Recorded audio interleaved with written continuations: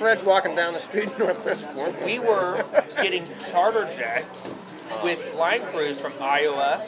We had convoys from Salt Lake City, a convoy from Sacramento. Right. Get the job done. We had the power on in 4 days. It took another 2 to 3 days for the phone service to get restored. And our crews were actually out there with chainsaws getting ambulances through on 26 because ODOT was tied up, which ODOT would later commend whatever linemen for doing. There's only one group of people I think higher, and that was the amateur radio people. Because the amateur radio people ended up setting up shop in the driveway of the Astoria Fire Department, and were literally dispatching everybody in the entire county. See, that's whenever there's hurricanes down south, I mean, that's how things go. But seriously, like, how Portland dealt with the snowstorm it really showed me some of the holes with the cultural mentality in here, too. Because and I'm not even kidding about this either, if Katrina was known for being a horrible response on every front, okay? But seriously, if the response to Katrina had been as bad as the response to the snowstorm here, thousands upon thousands of people would be dead. I mean, straight up dead.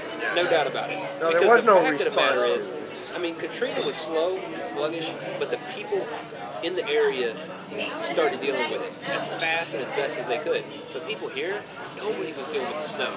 Nobody was shoveling stuff. Nobody was moving anything. Everybody was still trying to drive around like doofuses on the road. There's stuff stuck everywhere.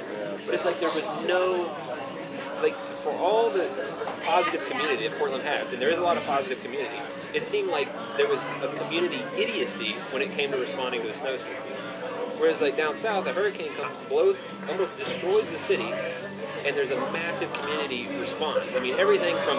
Well, I don't know what would happen in Portland if we had a real disaster. Like a real, not a foot of snow. Because seriously, that's not a disaster. And I know for all the people that hate the place, and I don't like it either, but the first people that started bringing food and water and other things, and this is after they were turned back the first time, they literally brought tractor trailer after tractor trailer, 18-wheeler, right, of supplies to people in the Superdome, etc., and in the New Orleans area.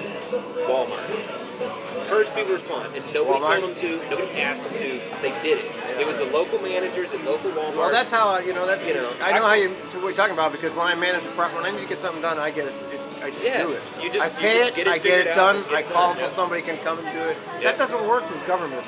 Well, when I worked at Singular, we had 2 tent cities. We actually brought in 2 tent cities intended for our employees down there. Oh boy, look at that. Thank you. Thanks. Thank you. Yeah, we ended up opening up to local people, and then we ended up donating those tent cities to the communities. Tents, food supplies, generators, you name it, we had it. Just so we could get our system back up and running.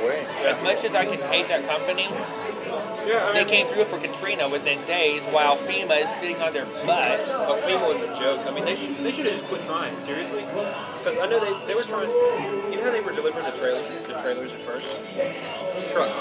Not even like real trucks, but little inefficient like F-250s and crap.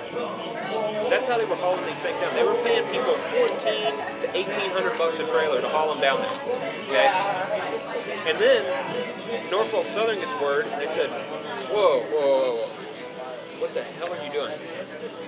We'll bring down 240 of them at a time on a train. Charge you about $400 a pop. Blam! They brought down like 20 train loads of them. You know, in no time, the railroad got it organized, but instead the government was trying to do it. They were eating it up left and right, spending tons of money.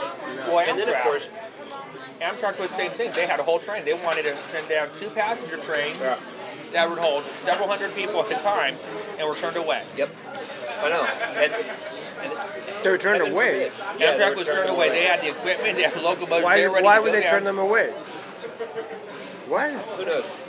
That's weird. New Orleans also had, like, what, 1,000 buses, school buses, that type of stuff. They're flooded. That sat and got flooded. Could use those to get people out. But, and this is also something that I thought was interesting. In 1952, New Orleans had 8 railway stations with the capability of moving 2.4 million people out of that city within a period of 24 hours, which is vastly more than the population has ever been in the city. Now with the interstate system, they have the capability to only move about 800,000 people out of the city in 24 hours. Yeah, well, you brought that up to me another time. That is fascinating. I'm like, wait a second. So we ruined those railroads. What is it? and we got an interstate system, which kind of goes back to my point here that we were talking about on the blog. Yeah, okay, so we got an interstate system. Yeah, build us a bunch of wealth, but really, what did we get for our money? We got ripped off. I mean, they spent trillions of dollars over the years on that interstate system. Well, they did it so the gas and the car come, so that they could make money. I mean, yeah, and I mean, either which way you look at it, it's like, okay, so the government gives, everybody a handout by building a big interstate system or whatever, or we have people complain about the robber barons of the railroads. I mean, either which way, yeah, there's negatives, but I don't know. It seems like it I used to moderate an Amtrak blog or Amtrak discussion forum. And one thing to look at is, and obviously my point of view is Portland. Yeah.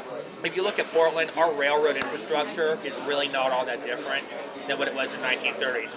We have a fewer streetcar and interurban lines, but the main lines are probably better today. I mean, if you look at the damming projects on the Columbia River, as a result of building Bonneville and the Dalles Dam, the BNSF, the SPNS, and the UP main lines are straighter, faster than ever before, because they've got completely new railroads after each of those dams was built. And then I-84 came in, but the railroad wasn't displaced by that. Same with I-5, it didn't displace the railroad. Right. Portland, Seattle's got this great double-track main line. The only reason the railroad south of Portland's crap is because you had a railroad that had no money, Southern Pacific, that was constantly broke. And then Santa Fe wanted to merge with them and took all their money. So you have this guy, and also Rob Kress track up there that like the Coast Starlight runs on. That whole section. I mean, the UP is even. I saw somebody commissioned a study saying, okay, how much problem would it be if we just, killed the whole damn line between basically Eugene and freaking North California and just started running the stuff more inland on better maintained track. And they're like, it was almost like, well, there was reason to keep it open because they can make money running the freight over there. But if they had too many more disasters or too many more problems, it was almost just as efficient to write the whole damn thing off and not keep it up anymore. But the original line, the Siskiyou line, which is now Central Oregon Pacific, is far worse. Yeah. So you'd have to have a completely brand new railroad line that wasn't the Siskiyou line, because when the Siskiyou line was open, Southern Pacific said, holy crap, this is too curvy, too narrow, too washout prone, and that's why the Cascade line was built. Right. Railroad historians. Here's the other thing I was just realizing too. So, was it 2 hours and 50 minutes? I think was the best frequency, the best travel time between Portland and Seattle in like 1930 something. And the Empire Builder in the 1930s started running 36-hour trips between here and Chicago. Now it takes them 48 hours. I don't have the timetable. It'd be interesting to see though. These are my best estimates of what I remember from reading and looking this stuff up. The other one, which really kicks me in the ass, is the Northeast Corridor has more technology, more signaling. All the tracks are relatively the same or whatever.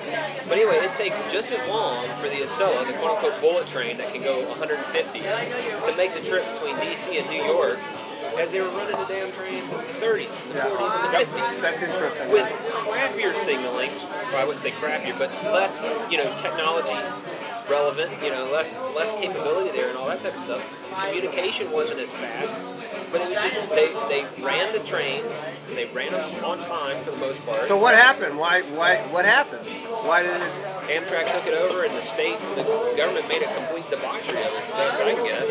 I mean, it's a complete mess over there. Yeah. I mean, when I went, I rode one Acela train that was on time. I rode 2 Jersey Transit trains that were about 10 minutes late each. Which, I mean, when you're running umpteen hundred trains a day, how can you be having a 10-minute late train? That's insane. And plus, in addition to that, it's not like there's freight trains on these tracks. Right. This is a Northeast. I mean, what holds up a train anyway? Right. I mean, what are they doing? It gets there, it leaves. Yeah.